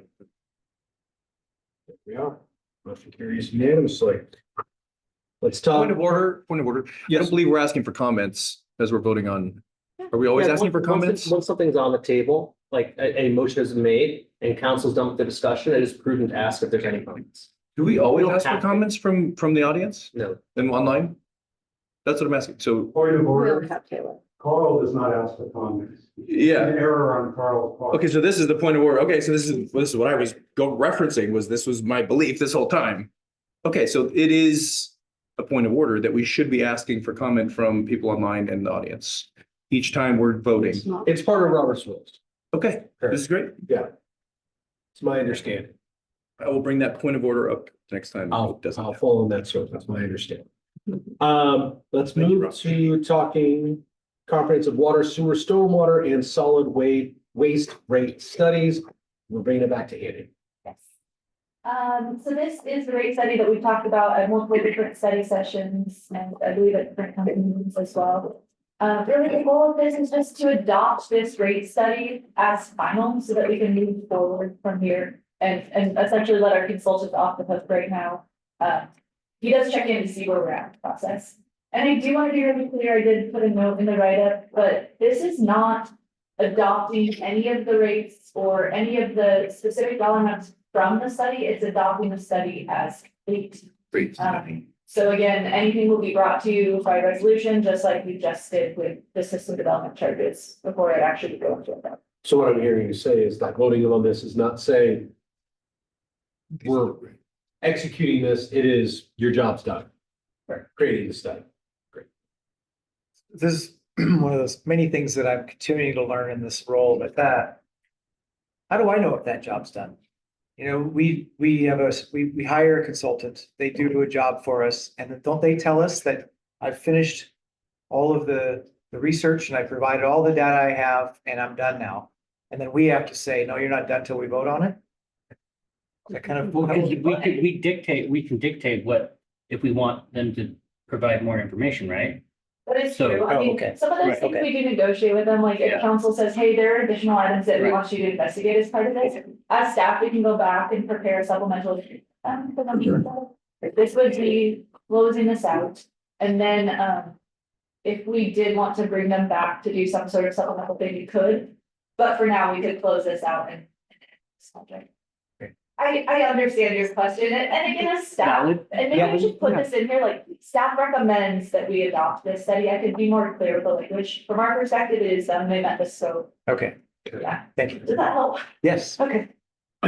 Thank you. I got things out of order, speaking of order, should have entertained a motion. We're still in the question. He just asked a question Yeah. about. Yeah. If we're gonna do it properly, a motion needs to be put on the table before there's any discussion. We usually discuss it and motion I and know. discuss it. Wait, okay. And we're gonna There's tighten a- things up around here. I'm just following the outline. You're doing great, Clint, you're doing great. I have it right on the outline. So, It all changes from here on. Yeah. out after Clint. so could we do a motion and then we'll keep talking about it? Yeah. Just so I can tick off my done list. Sure. The Livermore, No, I let me can- make sure I'm in the right place. Okay. Here, The Livermore City Council moves to accept the comprehensive water, sewer, stormwater, and solid waste rate study. Second. All right. Motion by Zeke, seconded by Fair. My blood pressure's down. Let's discuss. I know you called me Thane earlier. No, you didn't say anything. So I guess my question would be, I think it might be I'd find it beneficial, Andy, if he would come back and, look, I know he's got an executive summary, but it'd be nice to hear from him on points. Do you have specific points that you want to hear from them? I'm gonna come up with some. Shall I do that? Yeah. Okay, all right. So anybody else have any interest in hearing this more explained, or is that, I'm the only one? Would this be before this, when we received the packet, you email to get clarification instead of having him come back? Would that be when these things come up like this, I'm just curious in this Yeah. specific case. More condensed way to go about it? I'm just curious, yeah. And Sharon, when it comes to like how we came up with the rate proposals for multifamily and single family, I mean, do you want to hear from him again? Just kind of go into the weeds? So I don't think any of us could explain it properly because we're not Yeah, I the would. experts. I appreciate that. Is that something we can do and then ratify this or? I think we will need a supplemental scope. I believe that we're out of. We budget. were all the way expended. They did meet all of the requirements. He actually attended more meetings than we had budgeted for, and he did not charge us for them. May I present an alternative perspective? I feel like, when we're talking about subject matter experts and them doing what they need to do, I feel like looking at the depth and breadth of this report, they did what they needed to do, and frankly, Right. for us, the onus was on us to pour over this report prior to this meeting. If we had specific questions, to bring them to the attention of Andy, and perhaps she could answer those questions. If not, at that point, we bring him in for a very targeted conversation, but to basically have them come in and to give a verbal version of what is right in front of us right now. Feels like that may not be respectful of their time or their talents and what they've put together so far. We'd have to pay more. Right, so, I mean, I think for me, I'm prepared to accept this, and if we have any other questions, that's within the scope of the process before we actually adopt this. That's my opinion. Well, I've already expressed my concern and I'm a loner, of course, and so I just put it through. Nobody's gonna change it. Even though I'm right. And this is just the rate study that we're approving tonight. It's not the Yeah, actual. Right, it's not the rates. Yeah. We still have Rate another, study. we'll still discuss it. It's pretty typical for us to accept a study document, especially a large one like this. This one was in excess of $100,000 study. So it's just normal that when it is completed and staff has said, yes, everything is there. Otherwise, what I've seen happen last time, if you look at page 1 of this document, you'll see that it says draft report. We never got a final report, and therefore it's not final, right? And it never got put out to the public. So with this action tonight, that word will change to final report from him. They'll give it to us in its entirety again, and then we can publish it and On the new give it out website. to the public. Publish it in a way that's searchable. It gives you time too. To Mike's question about why do we do this, that's something I should have brought up, but didn't actually say out loud. Part of this too is it publishes this document, so it's clear to the public. This is what the document is. This is all the times the council has talked about the document, so someone could go pull those study sessions at launch. It's just more transparent if we give you the document and then actually have you make a motion on it too. So. No, that makes sense. Turn to the public, any opportunity for discussion or comments? I see Ron shaking his head no. I want to make sure to address Zeke's concern, because you want to bring it, it gives you time, we have another time to, when we meet again, we can all discuss it even further, right? This is just. Right, no, I think I'm fine with Clarity. that strategy. Okay. Yep, Okay, let's go with that. Okay. At this time, I'll ask if, please raise your hand for an affirmative vote. Okay, motion passes unanimously. And with that, we move to council reports. Shocker, I have nothing to report. Sharon? We'll be here about half an hour. On October 27th, October 25th, the fire was L3 up at Valley High. And since I have one of my granddaughters and family lives up there, they moved in with us for a while until it dropped down to at least level 2. And it was just interesting watching them, in a little bit of time figuring out where everything is that they actually really need. So I imagine that they've got everything set up differently now. Let's see. On October 27th, I did not attend the Autumn Leaf Parade. And I know I was supposed to, but I got permission not to as a medical issue with my leg. Sharon, you mean September, right? October 27th hasn't happened. You're right. I just was checking to see if anybody would spot that. Good job. I won't give any other dates. Okay, so far the Oktoberfest is going well. It sounds like we heard the report. And, I guess the last thing I could say is, go Mariners! Yeah. Woo! Well, I'm not gonna try and top that. I only attended one meeting since the last council, and that was the Housing Advisory Committee. We met on the 25th of September. We talked a lot about writing an RFQ in support of contacting contractors who might be interested in, we wanted to hear what their plans were. We kind of put this together thanks to Carolyn Mosier. You sort of have to have this document because we worked with Kara while we were at the meeting and came up with some issues. And so now it's all been turned in. And we have an amount from the possible amount from the city that it's not solid, but main gist of it was that we would we'd like to have an RFQ where local contractors can maybe see where it's viable with some subsidy money from the city to get some, whether either for infrastructure or whatever, to build affordable houses here in the city on the dirt that's still available. So that's in the works with the Housing Advisory Committee. We also, and I think that everyone on council got that memo from the mayor that the Attorney General did okay the fact that we could use percentage of lodging tax for affordable housing if we so made that choice. So that's something new to add for our sources. So, and that's the end of my report.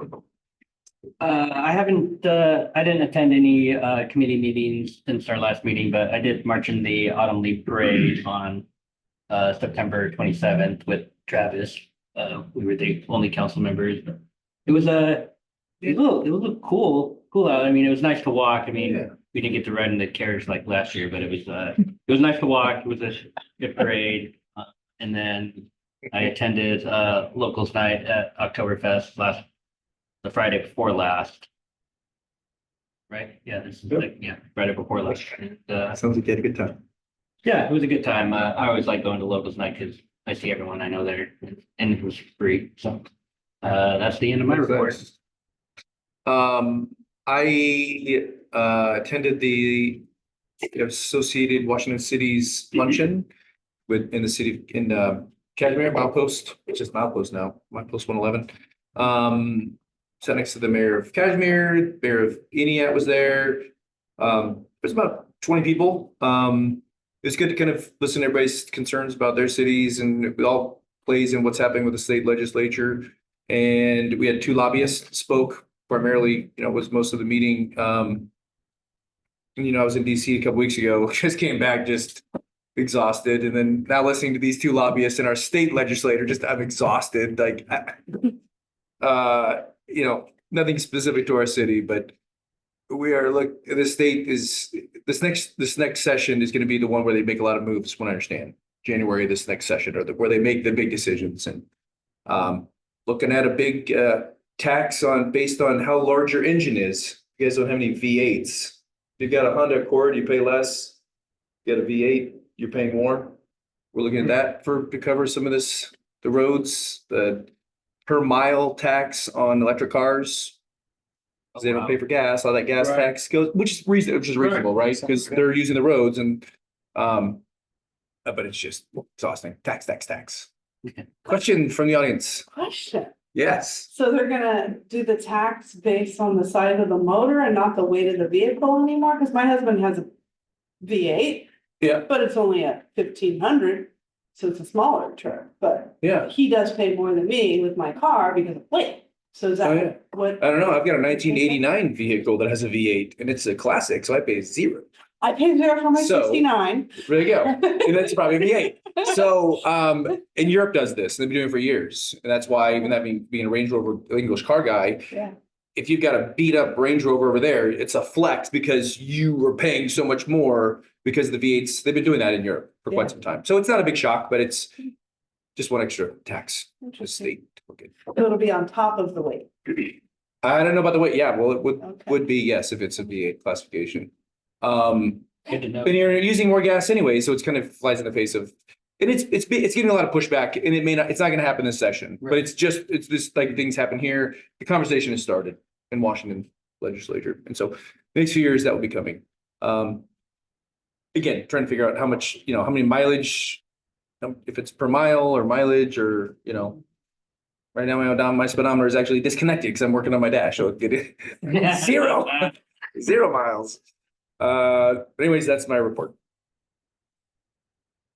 Let's see, I also went to locals night at the fest hall. It was fantastic. Saw some familiar faces there. And then other than that, I went to Antonio's retirement luncheon from the wastewater treatment plant. And that was nice send off for him after many years of service.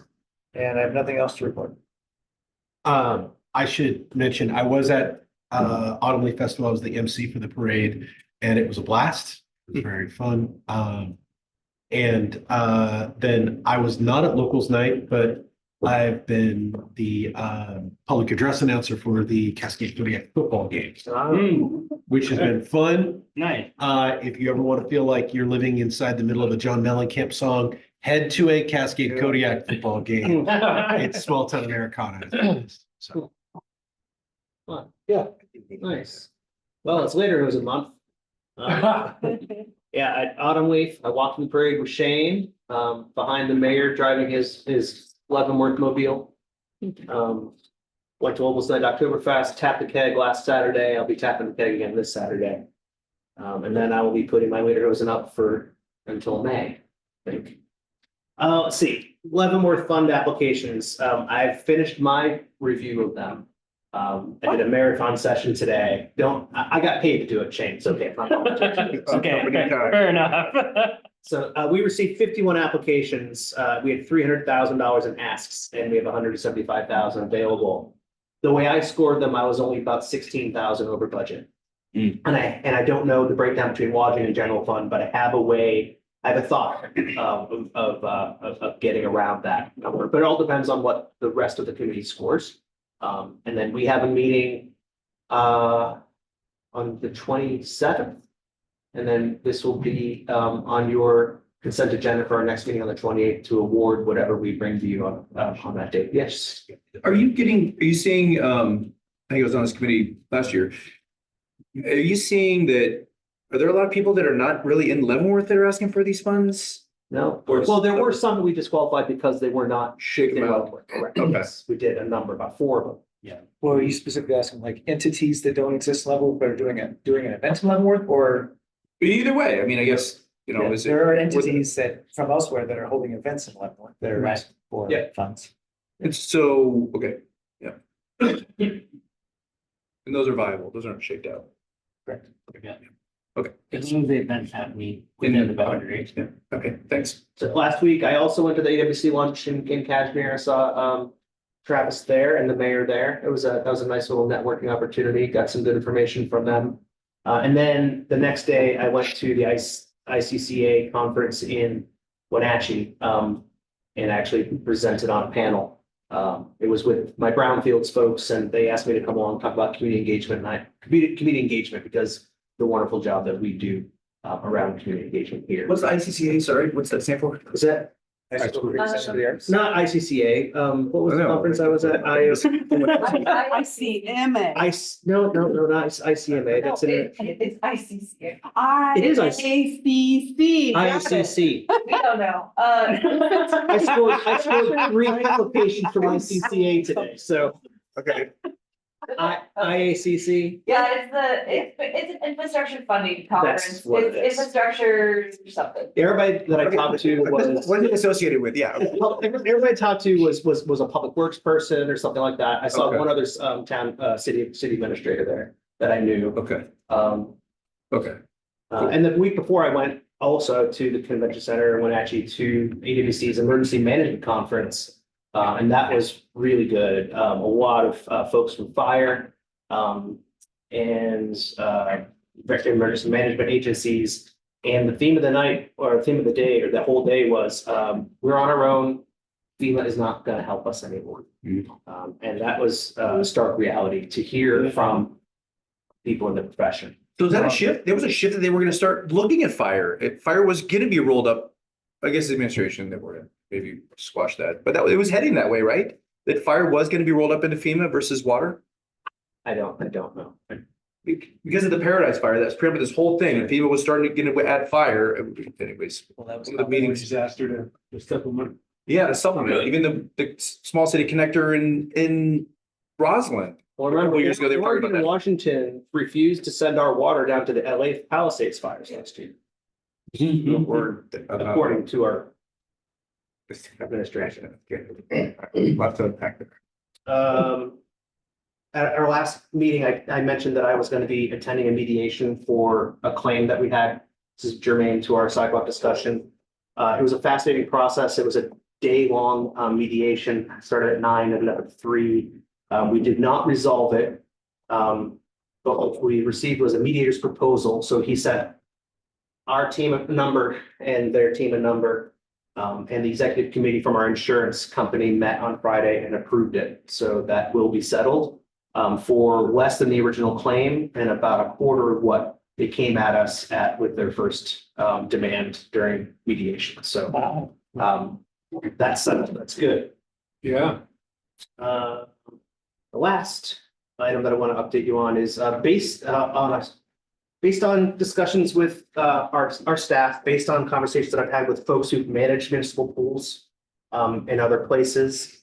And based on survey, we did a survey for the pool, an end of year pool. And one of the questions we asked was, right now, when we have a fecal, we close for 3 days based on the chemistry of our pool. When we shock it, in order to get rid of the bad stuff, it takes 3 days for the chlorine residuals to come down to a safe level to allow people into the pool again. My understanding is that we switched from a primarily saltwater pool to a primarily chlorine pool. That downtime should be reduced to more like 24 hours. One of the questions was, given that, would you support a change in our water chemistry for the pool? 75% of the respondents to that survey, it was a lot of pool members who did fill out the survey, about 125, 130 people did. And 75% of them either supported or were indifferent to the change. So based on that information that I've received, I've made the decision to direct staff to move it to a chlorine pool with saltwater additives for the 2026 peak season, and then reevaluate at the end of the season. So just want to let you know that. Did you research both things really well? Because we were a chlorine pool. Right, we were. We used Yeah, to for be. years. So I just wondered, if solid, good research on the differences. No, I'm gonna say I did a ton of solid, good research on the difference, Sharon. I'm not gonna lie to you. Okay. I want to tell you, I'm taking the information that I've received. My understanding is, even before I came here, I was asking my friend who is engineer for the Department of Conservation and Recreation, Massachusetts, overseeing a large number of outdoor pools owned by the state. That I was asking him before I even came here, why would we be shutting down for 3 days? And he said, that's because you're saltwater, not chlorine. So this is information that I got Primarily from an saltwater. engineer who's a very close friend of mine. And I talked to him again this spring, and he reiterated that claim that he expects a 24-hour downtime when we have a fecal versus a 3-day downtime. Is cashmere, chlorine? I believe they're right. Yeah. Okay, because a lot of it depends upon what you're checking out. And how you check it out. And mind you, Yeah. our saltwater pool still has chlorine. It's not, Right. it's not a Yeah. chlorine-free pool. Primarily. clear. It's just dosed the chlorine is added on a continual basis. the salts are, which turn into chlorine versus a chlorinated pool. It's not a continual basis. You drop the chlorine in, it dissipates over time, you drop more chlorine, it dissipates over time. That's the way it was explained. Is that the only reason? The only reason I want the reason to make the change, Yeah. to reduce the downtime, Yeah. yes, that is the Okay, I reason. just wonder if there's the only. That is reason. the only reason, is so that when someone does have, when we do have a fecal, that we're not closed for 3 full days. And I believe I asked in a meeting, I don't remember if it was in council or PRSA, but I never got an answer of why we went from chlorine to salt water. Isn't that something to do that there's much less Cause it used to be. feel of chlorine Right. with a saltwater base, so you don't have that heavy chlorine. Well, yeah, but into it. Skin, But, yeah. but, Yeah, but that decision wasn't based around the downtime of accidental fecal incidents. probably not. Like, that probably wasn't taken into consideration. Yeah. Didn't probably factor that, that much longer time. Right. But thanks, Shelby. Yeah. I think. Thank you. Okay. Next. I attended the WFOA, Washington Finance Officers Association Conference. And it's my absence at the last meeting, although I was present, I don't know if you know it, I was online listening to the study session, so got some good feedback there. Great conference. I also went to a lot of different classes and learned a few new things. And I'll be rolling out a few new things, I hope, in 2026 that I'll surprise you with during the upcoming biennial budget meeting. I did also get to meet the new finance director for the city of Chelan, newly appointed. She's actually been there for a while, but she's now fully in the role as their existing one is phasing out. So there was definitely a turnover with them both there for training. So that was really good for them. How much time did they get? I know that she's been there well over a year and the previous director's been there a long time, so. But I don't know if she was really in the role the entire year because she was there as a different role before she was appointed finance director. She said she had recently just been appointed. No change with the pool loan. I believe you guys are aware that was a $49,000 loan that was made at the end of September. So no change at this time, but it will be increasing in October to cover October expenses and the payroll from September. Property taxes again will start coming in pretty much the tail end of October, so I won't be able to grab money until November. Audit. So auditors are back. They came back yesterday.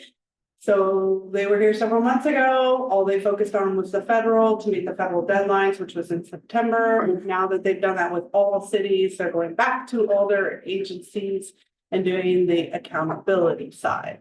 So that's the remaining portion of our audit. We do have an audit entrance scheduled. You are not required to attend the entrance. The entrance is very informal. It's just here's our document that says we're partnering with you to do your audit. So I'll just give you what they've already told me they plan to focus on, which is accounts payables, Visa cards in particular.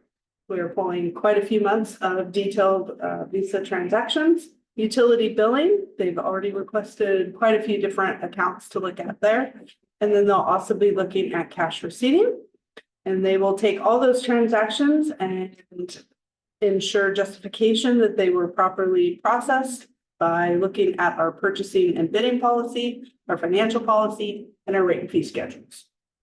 So approved documents that you guys create, then they take what actually happens and they make sure that we are following the rules. On a final note, claims has come up. We've had challenges with claims for quite some time. Ever since we did transition the council to give you more lead time with your packet, that facilitated a lot of challenges with finance, being able to get bills on time, process the bills, get them into your queue for approval, and then make payment after you guys approve, which is how we currently do most of the claims. As you know, you get a big report. We haven't actually mailed these checks out. They will all go out tomorrow. So I'm working on that. process, we are allowed by state law to pay the bills first and then bring you the approvals afterwards. And there is language in there that if you were to ever reject a payment, how that process looks for us to go back after that vendor or contract for reimbursement. So I've got that redlined. I've got it circulating between the management team right now so that they can look at that. It'll include both claims and payroll funds, existing code, but we're just gonna update the code to give us more flexibility so we can actually pay on time and avoid late fees.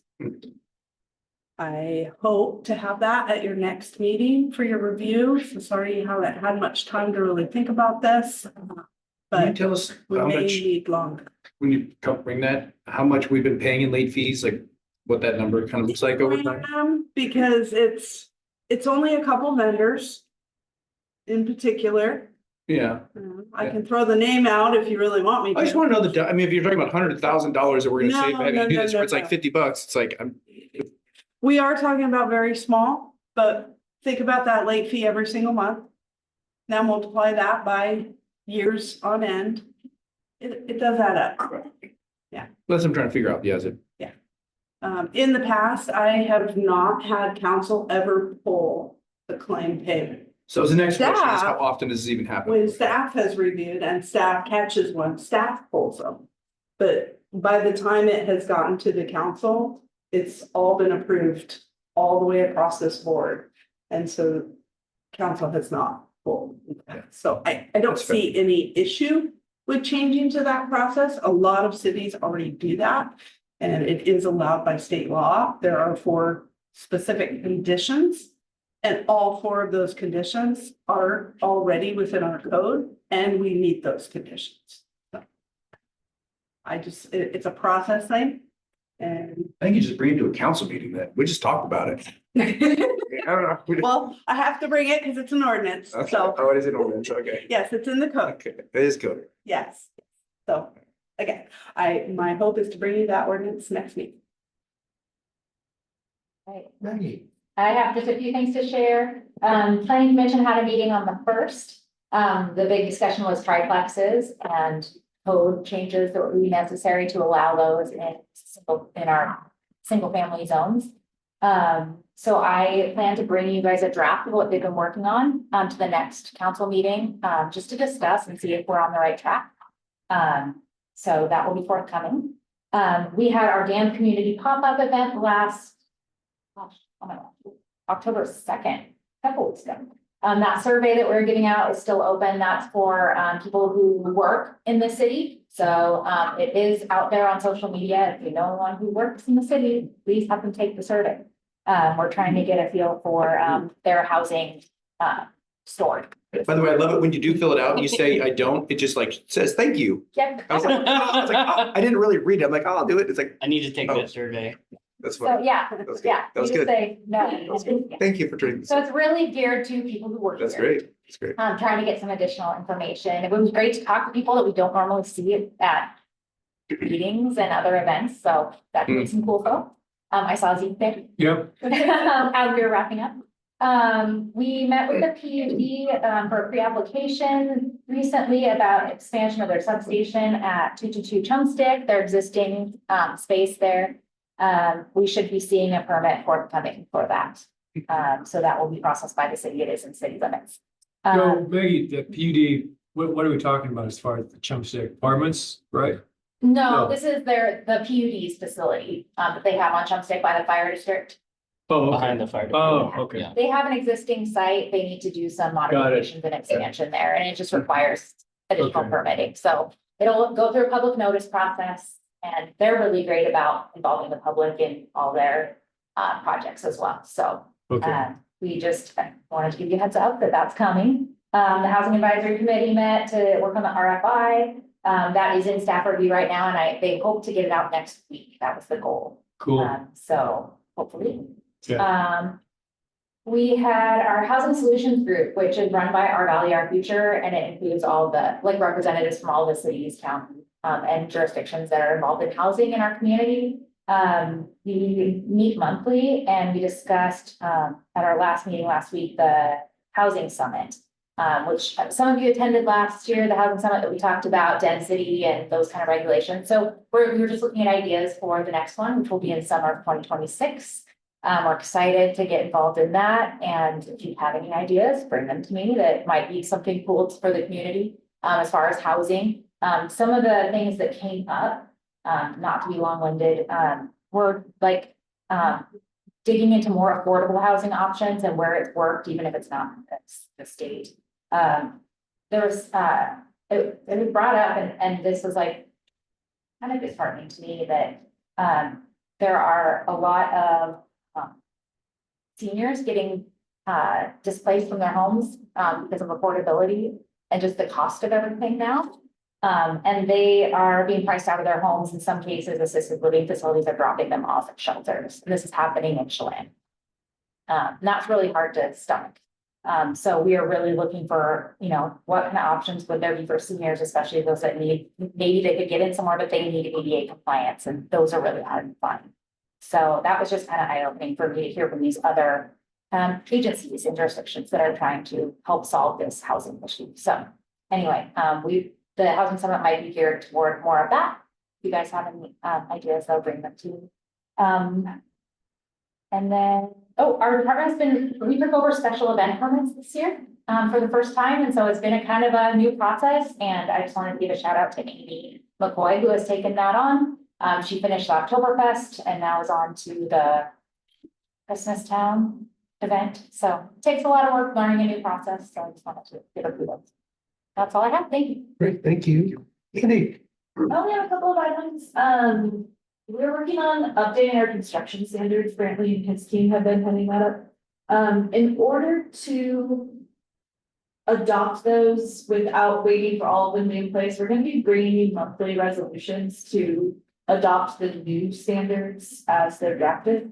So just know that's, you'll see once a month that we're just gonna bring everything that we've updated that month to you to adopt. I'm attending the AWA conference in Yakima Wednesday and Thursday this week. So Ron, I will return the call probably on the way tomorrow. And then we have had lots of meetings about the pool. It's really helpful with Selby's decision. Now we'll be moving forward with like the chemical side of things, chemical mechanical side of things. But then amongst public works staff, we have a bunch of different players involved in the pool. So our engineering group, facilities, parks, and utilities actually all touch different components of the pool. So we've all been coordinating. And just so you know, I know last year did not go as we wanted it to. So this year we have a target handoff from public works staff to pool staff May 1st. And then a public opening on May 29th, or Friday before the holiday. Again, just the more conversations we have about it, the more likely it is that we can actually hit those things. So it is something we're thinking about. And then, like I said earlier, if you have other things that you're thinking about with public works that you're wanting me to bring forward, I have quite a few things on my list. I have a really aggressive, some aggressive expectations for myself and things that I want to bring to you. But if there's anything else any greater, like you do see, please let me know. I really want to line out everything.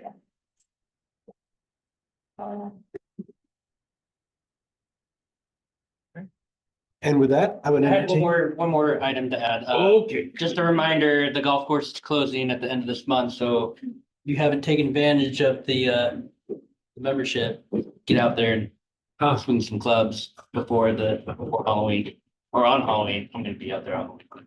The golf course has been marked safe from my involvement for yet another season. You mean the houses along the golf course? That was all I had.